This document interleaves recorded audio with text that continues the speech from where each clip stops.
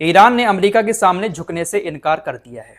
मैं आपसे काफी टाइम से कहता आ रहा हूं कि अमेरिका और ईरान के बीच कितना भी सीज फायर है, लेकिन इन लोगों के बीच समझौता नहीं हो सकता। दुनिया की सारी ताकतें आकर बीच में बैठ जाएं, लेकिन इन दोनों को मिला नहीं सकती, क्योंकि अमेरिका के साथ इजराइल है और जब तक इजराइल है, ईरान के साथ अमेरिका समझौता नहीं कर सकता। अमेरिका जो शर्तें लेकर आता है, ईरान नहीं मानता। ईरान जो शर्तें लेकर आता है, अमेरिका नहीं मानता।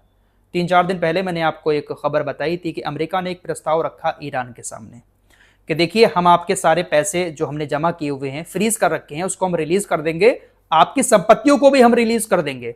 बस आपको अपने सारे परमाणु ठिकानों को ब्लास्ट करना होगा। नतांज, फोर्डो, इस्फहान, इन तमाम परमाणु ठिकानों को ब्लास्ट करना होगा, तबाह करना होगा। और आपको एक वादा करना पड़ेगा कि आप कभी भी अंडरग्राउंड परमाणु प्रोग्राम कहीं पर भी नहीं चलाएंगे। आपके पास जो यूरेनियम है, उस यूरेनियम को आप हमें दे दें। साथ ही साथ 20 साल तक आप यूरेनियम का संवर्धन नहीं करेंगे। इस तरह की जो शर्तें अमेरिका पहले से रख रहा है, वही शर्तें एक बार फिर से ईरान के सामने रखी थीं। ईरान ने आज साफ जवाब दे दिया है कि हम इन शर्तों पर कभी भी राजी नहीं होंगे। डोनाल्ड ट्रंप से कहा कि आप जो प्रस्ताव लेकर आए हो, उसके सामने हम बिल्कुल भी सरेंडर नहीं करेंगे, हम इस प्रस्ताव पर नहीं झुकेंगे। ईरान परमाणु प्रोग्राम चलाता रहेगा।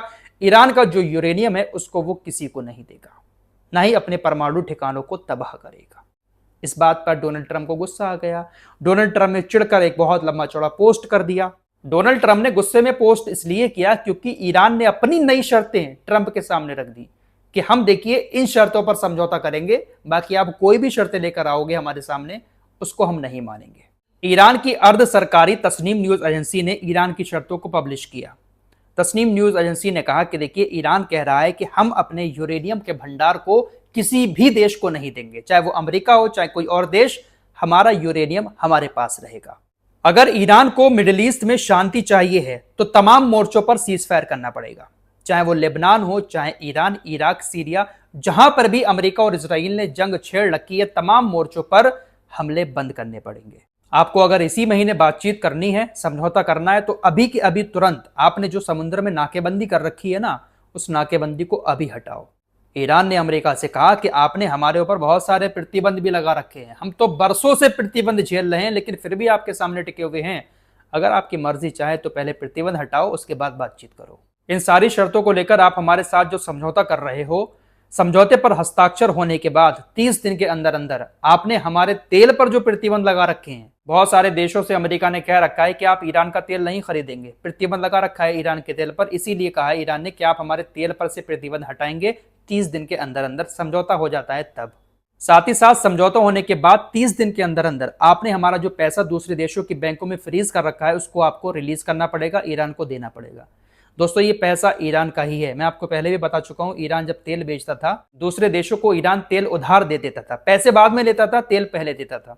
तो कई सारे देशों ने ईरान को पैसा देने से मना कर दिया, क्योंकि अमेरिका ने उन देशों से कहा कि आप पैसा रिलीज नहीं करेंगे, इसको फ्रीज कर दें। तमाम देशों ने ईरान का तेल इस्तेमाल कर लिया, मुनाफा ले लिया, लेकिन ईरान को पैसा नहीं दिया। उसी पैसे की बात ईरान बार बार करता है।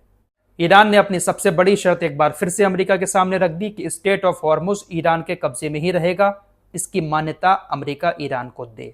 ये हमारी शर्तें हैं। इस पर अगर आप राजी होते हैं तो बातचीत करिए, बातचीत की टेबल पर आइए, समझौता हो जाएगा, वरना ईरान झुकेगा नहीं। ईरान जिस तरह से डोनाल्ड ट्रंप के प्रस्ताव को खारिज कर रहा है और अपनी शर्तों पर अड़ा हुआ है, साफ नजर आ रहा है कि ईरान इनसे दबेगा नहीं। आइए अब डोनाल्ड ट्रंप के पोस्ट की बात कर लेते हैं। बहुत लंबा चौड़ा पोस्ट करते हैं ये। इन्होंने लिखा कि देखिए, ईरान 47 सालों से अमेरिका और बाकी दुनिया के साथ खेल रहा है, और फिर आखिरकार पे दर्द तब लगा जब बराक हुसैन ओबामा राष्ट्रपति बने। वो ना सिर्फ उनके लिए अच्छे थे, बल्कि असल में बहुत बढ़िया थे।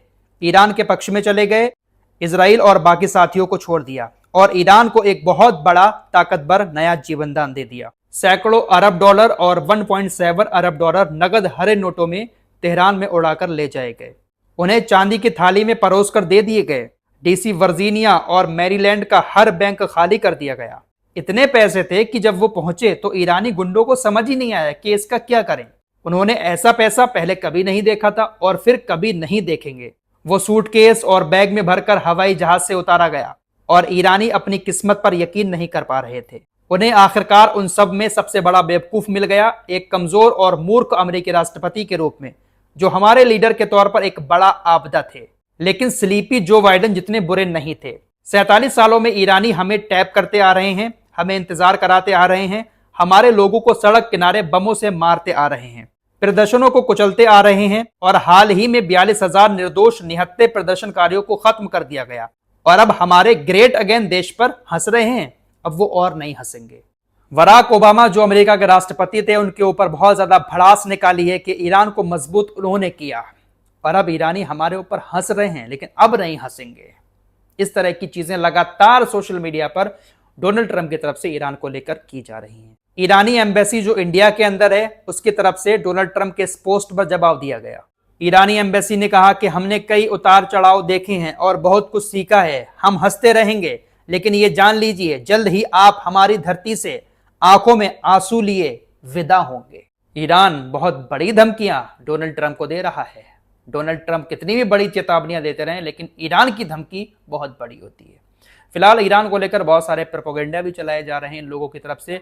कहा जा रहा है कि ईरान के तेल के कुएं पूरी तरह से भर चुके हैं, ईरान बहुत ज्यादा परेशान है। ईरान रोजाना तकरीबन 28,000 करोड़ का तेल समुद्र में बहा रहा है, क्योंकि ईरान के तेल के कुएं भर गए हैं, जहाज तेल लेकर नहीं जा पा रहे हैं, जिसकी वजह से ईरान को दिक्कतें हो रही हैं।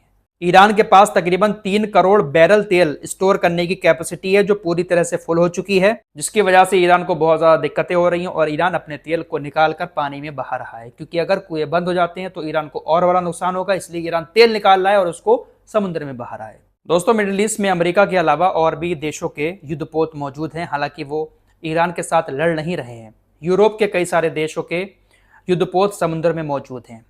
ईरान की तरफ से कहा गया है कि अगर यूरोप के युद्धपोत स्टेट ऑफ हॉर्मुज में आने की कोशिश करते हैं तो हम खुले तौर पर इस बात की धमकी देते हैं कि हम उनके ऊपर भी हमला करेंगे। बेहतर यही होगा कि कोई भी युद्धपोत स्टेट ऑफ हॉर्मुज में यूरोप का ना आए। अच्छा, बेंजामिन नेतन्याहू का एक बयान आपको और सुनवा देता हूं। बेंजामिन नेतन्याहू ने कहा कि हम अमेरिका के ऊपर अब डिपेंड नहीं रहना चाहते हैं। आप लोग मिडिल ईस्ट की तमाम जंग के दौरान देख चुके हैं कि अमेरिका ने पूरा साथ इसराइल का दिया है, बहुत सारे हथियार दिए, सैन्य सहायता की। तकरीबन 3.8 अरब डॉलर की सहायता इजराइल को अमेरिका से मिलती है। बेंजामिन नेतन्याहू ने कहा कि देखिए, हम अब अमेरिका के ऊपर डिपेंड नहीं होंगे, हमें जो अमेरिका सैन्य सहायता देता है हम उसको लेना बंद करेंगे, हम खुद ही अपने आप को ताकतवर बनाएंगे ताकि हमें अमेरिका से सैन्य सहायता ना लेनी पड़े। और मैं ये अचानक से डोनाल्ड ट्रंप से कहूंगा तो डोनाल्ड ट्रंप भी हैरान रह जाएंगे। इजरायली मीडिया ने कहा कि इसके बाद बेंजामिन नेतन्याहू ने जब ये बात डोनाल्ड ट्रंप को बताई तो वो वाकई में हैरान रह गए कि आपको हमारी जरूरत नहीं है, आप हमसे सैन्य सहायता नहीं लेंगे, आप खुद एक बड़ी ताकत बनाएंगे अपने आप को।